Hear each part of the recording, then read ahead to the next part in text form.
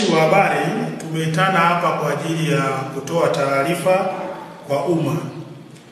Jeshi la Polisi mkoa wa Njombe linapenda kutoa ufafanuzi wa tukio la kuuawa kwa mfanyabiashara aitwaye Elia Juma Msabaha mwenye umri wa miaka 27 huko katika kijiji cha Misiwa, kata ya Ipelele, wilaya ya Makete na mkoa wa Njombe.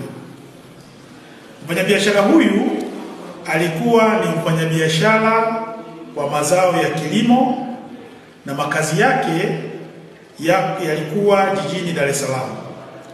Tarehe 28 mwezi wa 8 2025 aliondoka Dar es Salaam na kuelekea wilaya ya Makete kwa ajili ya kununua mazao, na alipofika huko tarehe 29 mwezi wa 8 2025 aliuawa na mtu ambaye anafahamika kwa jina la Alfani John Mbilinyi kwa kumpiga na kitu butu kwenye paji la uso, kisha kuchimba shimo na kumfukia nyuma ya ghala lake la kuhifadhia mazao. Ndugu wa mfanyabiashara huyu walijaribu kufanya mawasiliano naye bila mafanikio.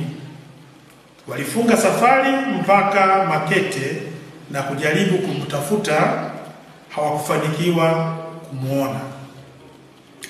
Waliamua kufika katika kituo cha polisi Makete na kutoa taarifa ya kutoonekana kwa ndugu yao huyu. Jalada lilifunguliwa na uchunguzi ukaanza.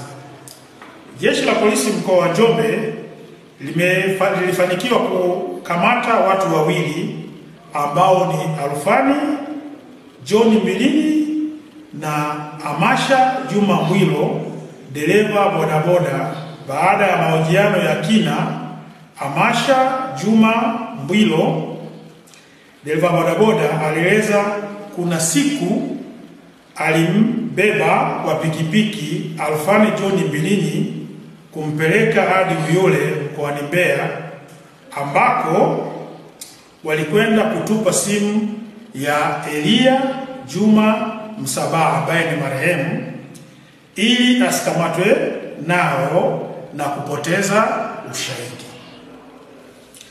Baada ya jeshi la polisi kupata ushahidi huo wa awali, askari walimkamata Alfani John Mbilinyi, na baada ya mahojiano walieleza ni kweli Elia Juma Msabaha alifika kwake kwa nia ya kununua mazao.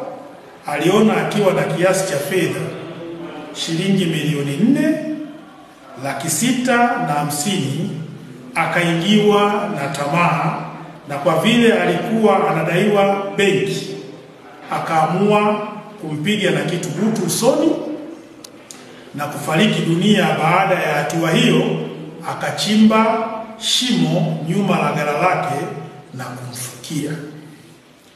Baada ya maelezo hayo, alikwenda kuwaonesha askari eneo alipofukia mwili wa Elia Juma Msabaha. Pia aliwaeleza askari kuwa simu ya marehemu alikwenda kuitupa Uyole na anaweza kwenda kuionesha alipoitupa. Askari wakiwa na mtuhumiwa wakiwa wanaelekea Uyole wakiwa na gari walipata pancha. Wakati wanabadilisha tairi, ndipo mtuhumiwa huyo alikurupuka na kuanza kukimbia. Askari walipiga risasi hewani kumtahadharisha, lakini alikaidi. Askari walimlenga miguuni, ndipo risasi ikampata karibu na kiuno na kudondoka chini. Walimchukua na kumkimbiza hospitalini, na ikabainika kuwa amefariki dunia kutokana na kuvuja kwa damu nyingi.